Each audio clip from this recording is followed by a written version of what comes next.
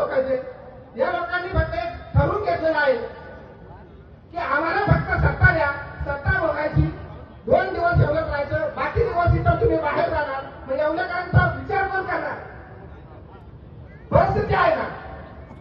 एक लक्षात घ्या, थोडक्या मतांनी विजय झालाय, पराभवाच्या जवळ होते, जास्त काय हालत जायचं काही कारण नाही. कोणी या नगरपालिकेमध्ये जसं दिवस तुम्ही आम्हाला आमची ताकद केली, 3 तारखेला आमची ताकद आणि आमचा भगवा भडकवलं आम्ही शांत बसणार, एवढं लक्षात ठेवा. अरे आमचं भारत आहे ना, आम्ही करू शकतो या शहराचा विकास. 200-300 कोटी रुपये आज माननीय आमदार किशोर मोदयांच्या माध्यमातून आणले. अनेक कॉलनीमध्ये आज रस्त्याचे कामं चालू आहे. आणि प्रचार करत असताना सुद्धा आम्हाला काही लोक भेटली, भवन या बाजूला रस्ता नाही, कुठं गटरचे प्रश्न, कुठं काय. तर आता मला सांगा की अनेक वर्ष सत्ता बघून सुद्धा तेच जर प्रश्न तुमच्या समोर येणार असेल आणि तुम्ही पुन्हा त्याच लोकांना जर निवडून देणार असेल तर आपल्या इतकं सुद्धा मला असं वाटतं की चुकीचा मतदार कोणी नाही. आपण आता सुद्धा झालं पाहिजे. साधा माझा सरळ प्रश्न आहे, या राज्याचे आज उपमुख्यमंत्री आहे, त्यांच्याकडे नगर विकास मंत्री आहे, ते राज्याचा नगर विकासाला ते मदत करत असतात. नगर विकास म्हणजे आपल्या शहराचा विषय येतो.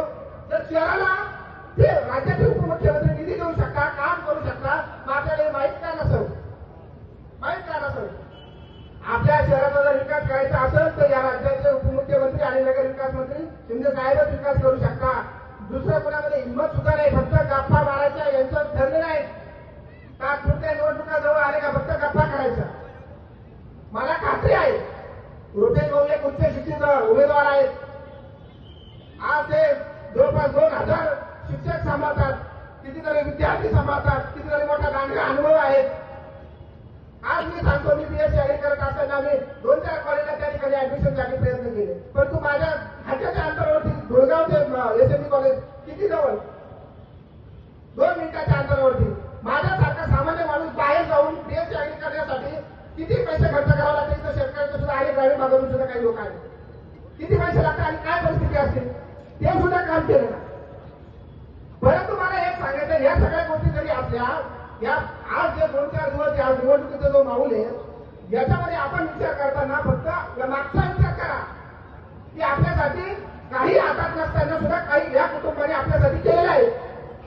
आणि मला विश्वास आहे, मी सामान्य कार्यकर्ता, मी साहेबांकडे गेलो, मी साहेबांकडे वेळ मागितली, गणेश